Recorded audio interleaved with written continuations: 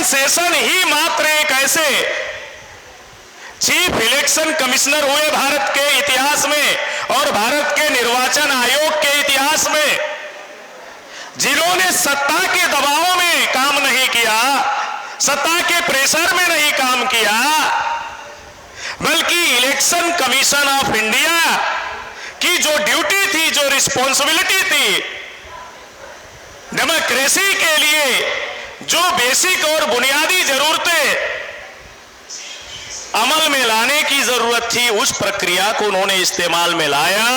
इंदिरा गांधी ने उनको शिकायत की, नोटिस में लिया।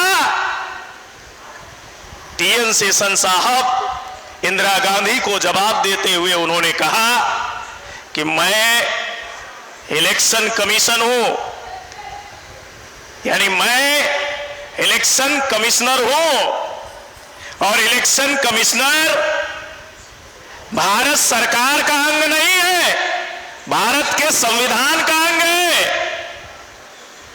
रूलिंग पार्टी का अंग नहीं है, रूलिंग पार्टी से संचालित नहीं कर सकती, रूलिंग पार्टी को संचालन करने का अधिकार नहीं है। इसलिए मैं आपकी ऐसी कोई भी बात स्वीकार नहीं करूंगा जिससे लोकतांत्रिक मूल्यों की हत्या हो, जिससे लोकतंत्र की अस्मिता को खतरा हो, लोकतंत्र का महत्व कम हो। मैं ऐसी कोई भी बात, कोई भी शर्तें, कोई भी आदेश स्वीकार नहीं करूंगा। टीएन शेषन साहब ने यहां तक कहा कि मैं कोई घोड़ा नहीं हूं और सरकार कोई घुड़सवार नहीं है जो घुड़सवारी करे। मैं निर्वाचन आयोग हूं और निर्वाचन आयोग की जो ताकतें हैं, जो शक्तियां हैं, भारत के सुप्रीम कोर्ट के इक्वल है। अभी जितने भी निर्वाचन आयुक्त हुए, अगर उनके कार्यकाल को उठा के देखा जाए, अभी बहुत सारे निर्वाचन आयुक्त जिंदा भी हैं और अभी वर्तमान का जो chief election commission of India है और जो नहीं है और जिंदा है, इन सभी का भी नार्को टेस्ट कराया जाए तो पता चल जाएगा ये ईमानदारी के साथ लोकतांत्रिक मूल्यों को जिंदा रखने के लिए और इलेक्शन कमीशन ऑफ इंडिया के जो सिस्टम के लिए गाइड किया गया संविधान के द्वारा, उसके आधार पे ये अपना रोल अदा कर रहे थे या किसी पॉलिटिकल पार्टी के लिए काम कर रहे थे। तो भारत में फ्री, फेयर और ट्रांसपेरेंट तरीके से चुनाव नहीं हो रहा है, उसके पीछे एक रचनात्मक दोष है। रचनात्मक कारण यह है कि इलेक्शन कमीशन में बैठे हुए जो लोग हैं वो ईमानदार नहीं है, वो किसी न किसी आइडियोलॉजी से प्रेरित है, किसी न किसी पॉलिटिकल पार्टी को अप्रोच करने वाले लोग हैं। इसकी वजह से जो इलेक्शन कमीशन ऑफ इंडिया के अंदर इलेक्शन कमीशन के कर्मचारी अधिकारियों को जिम्मेदारी दी गई, उस जिम्मेदारी पर वो आज नहीं खड़े हैं, जिसकी वजह से भारत में फ्री, फेयर और ट्रांसपेरेंट तरीके से चुनाव नहीं हो रहा है। भारत में ईवीएम लाने की जरूरत क्यों पड़ी? तो भारत में ईवीएम लाने की जरूरत भारत में 3.5% मनुवादियों को, उनकी पार्टियों को उस वक्त लाने की जरूरत पड़ी जब बहुजन नायक मान्यवर काशीराम साहब इस देश के बहुसंख्य ओबीसी, एससी, एसटी, माइनॉरिटीज के लोगों को उनके अधिकारों के प्रति जागृत कर रहे थे। बिखरे हुए समाज को उनके अंदर सामाजिक जागृति और चेतना पैदा करके उन्हें संगठित कर रहे थे और भारत में, भारत के संविधान ने जो उन्हें अधिकार दिए, उन अधिकारों को लेकर उन्हें जागृत कर रहे थे। उसमें वोट का अधिकार भी बहुत महत्वपूर्ण अधिकार था। वोट के अधिकारों को लेकर भी वो समाज के अंदर जागृति कर रहे थे, वोट के मूल्यों को भी समझाने का प्रयास कर रहे थे। जब उन्होंने DS4 नाम की संस्था बनाई, हरियाणा से मान्यवर काशीराम साहब चुनाव लड़ रहे थे। अलग अलग हिस्सों में उन्होंने चुनावी सभा शुरू किया, डोर टू डोर लोगों को जाकर जगाने का, समझाने का प्रयास शुरू किया, महाअभियान शुरू किया। इस महाअभियान में जब बहुजन नायक मान्यवर काशीराम साहब डोर टू डोर लोगों के बीच में गए, लोगों को वोट का महत्व समझाना शुरू किया कि वोट का अधिकार जो अभी तक समाज था, बहुजन नायक मान्यवर काशीराम साहब के भारत में सामाजिक परिवर्तन, व्यवस्था परिवर्तन, इस देश के मूल निवासी बहुजनों के मुक्ति के आंदोलन की शुरुआत आयाज भारत में जब तक नहीं हुआ था, समाज के अंदर चेतना उस स्तर पे नहीं आई थी, तो ये बहुसंख्य ओबीसी, एससी एसटी माइनॉरिटी का समाज यही मानता था कि वोट का अधिकार सिर्फ राजा चुनने का अधिकार है। ये कभी एहसास नहीं किया, ये कभी उसके अंदर सोच नहीं पैदा हुई कि वोट का अधिकार राजा बनने का भी अधिकार है। वोट का अधिकार हमारे लोगों के अंदर इतनी ही समझ थी कि वोट का अधिकार राजा चुनने का है, तो चुन रहे थे। कभी नेहरू को चुना, कभी शास्त्री को चुना, कभी इंदिरा को चुना, कभी राजीव को चुना, कभी नरसिंह राव को चुना, कभी अटल को चुना। यही समझते थे कि वोट का अधिकार राजा चुनने का है। लेकिन बहुजन नायक मान्यवर काशीराम साहब ने इस देश के मूल निवासी बहुजनों को यह एहसास कराया कि वोट का अधिकार राजा बनने का भी अधिकार है। और इस अधिकार के जरिए जो डॉक्टर बाबा साहब अम्बेडकर ने कहा कि शासक करती जमात बनना होगा, शासक करती जमात बनाने के लिए जो इस देश में फूले साहू अम्बेडकर का आंदोलन चला, वो आंदोलन तभी पूरा होगा जब समाज वोट का अधिकार राजा बनने के लिए इस्तेमाल शुरू करेगा।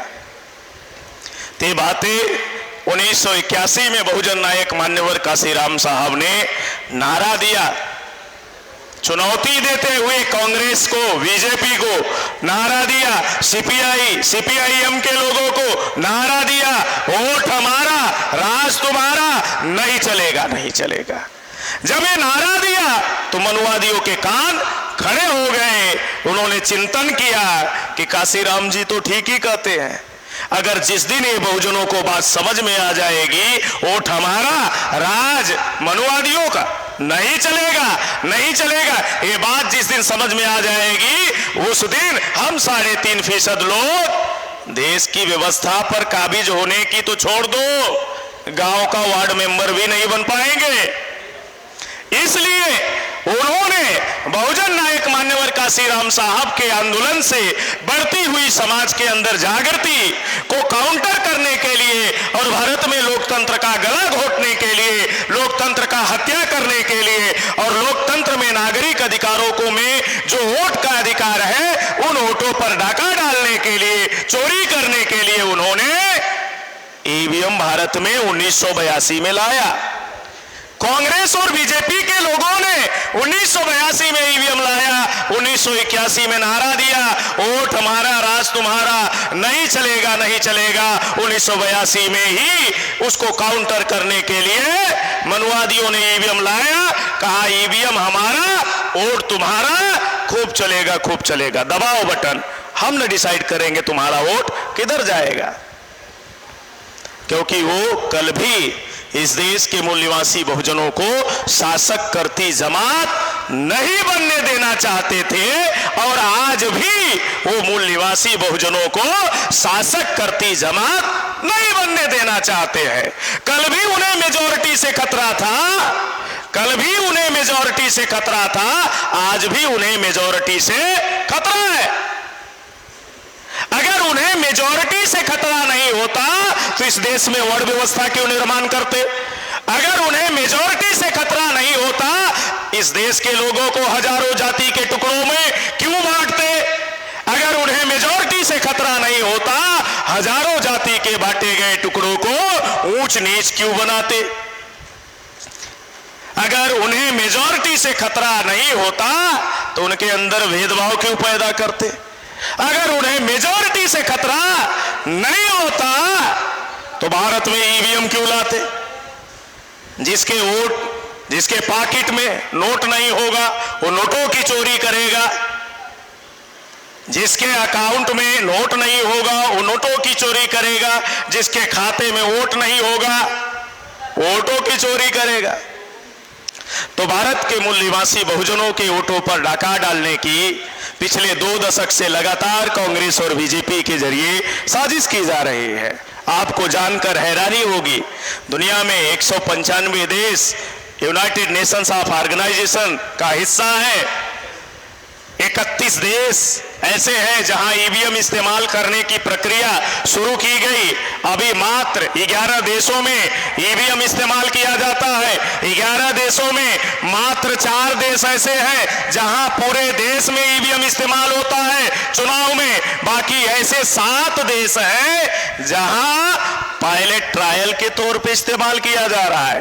आंशिक कुछ क्षेत्रों में ईवीएम लगाई जाती, पूरे चुनाव में ईवीएम नहीं लगाई जाती।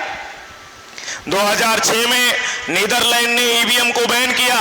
2009 में जर्मनी की सुप्रीम कोर्ट यह कहते हुए ईवीएम को बैन किया कि यह डेमोक्रेसी के लिए अनकॉन्स्टिट्यूशनल है। 2019 में दुनिया के तीसरे बड़े लोकतांत्रिक देश इंडोनेशिया ने ईवीएम बैन किया।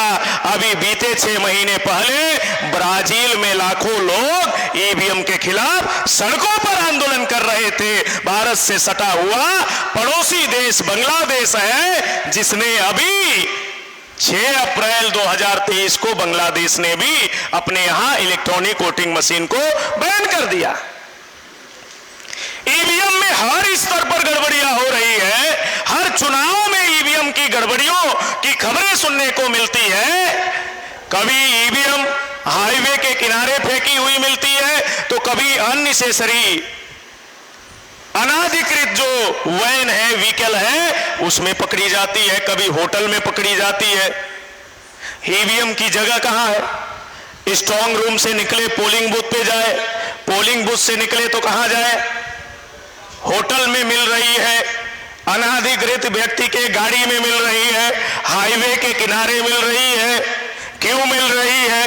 क्योंकि ईवीएम के जरिए इस देश के मूल निवासी बहुजनों के वोटों पर डाका डालने की साजिश की जा रही है। यही नहीं, भारत के सुप्रीम कोर्ट ने 8 अक्टूबर 2013 को जजमेंट दिया। जजमेंट में 8 अक्टूबर 2013 के कहा कि इलेक्ट्रॉनिक वोटिंग मशीन से फ्री, फेयर और ट्रांसपेरेंट तरीके से चुनाव नहीं हो सकता। जब भारत के सुप्रीम कोर्ट ने इस बात को स्वीकार कर लिया तो और किसी को स्वीकार करने की, कहने की जरूरत है क्या? भारत की सबसे बड़ी अदालत ने ये डिसीजन दिया, फैसला दिया।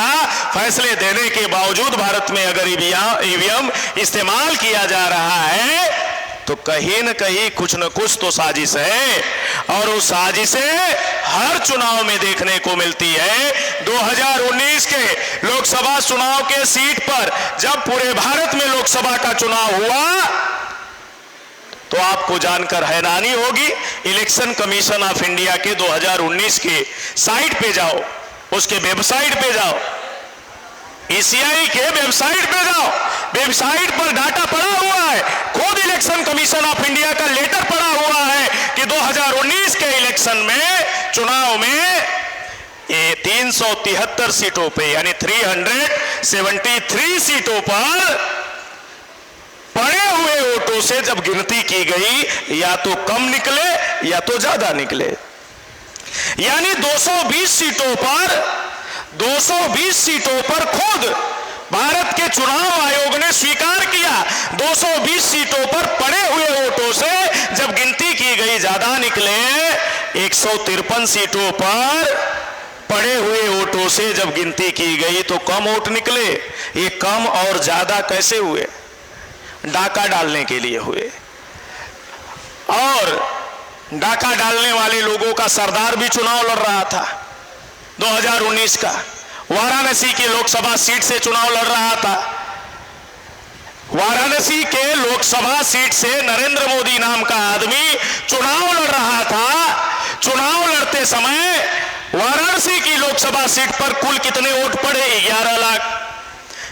जब गिनती की गई, गणना की गई, 12,87,000 वोट निकले, यानी 1,87,000 वोट पड़े वोटों से ज्यादा वोट निकले। इतनी तेजी से तो मुर्गी भी अंडे नहीं देती जितनी तेजी से मशीन कांग्रेस और भाजपा को वोट दे रही है।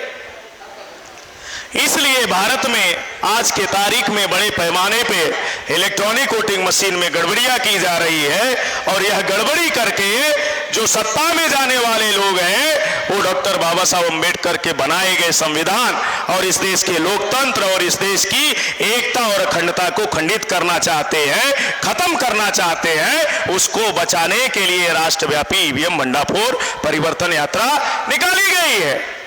हमें गर्व है अभी आज के तारीख में ईवीएम के मुद्दे पे भारत में कोई मर्द है जो सड़कों पर उतरकर संघर्ष कर रहा है, लड़ रहा है, तो भारत मुक्ति मोर्चा के राष्ट्रीय अध्यक्ष मान्यवर वावन मेश्राम साहब हैं। बाकी तो सारे चूड़ियां पहन लिए घरों में बैठे हैं।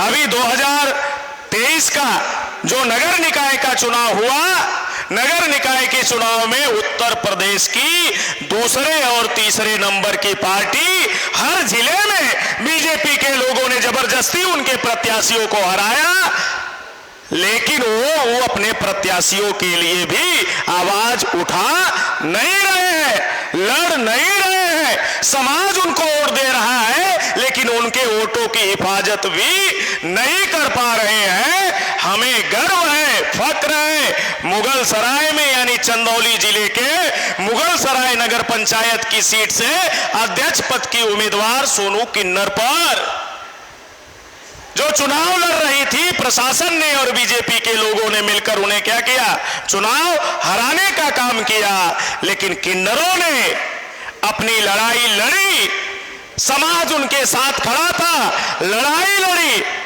और लड़ाई लड़के रिकाउंटिंग कराया। 438 वोटों पे सोनू किन्नर चुनाव जीत गई।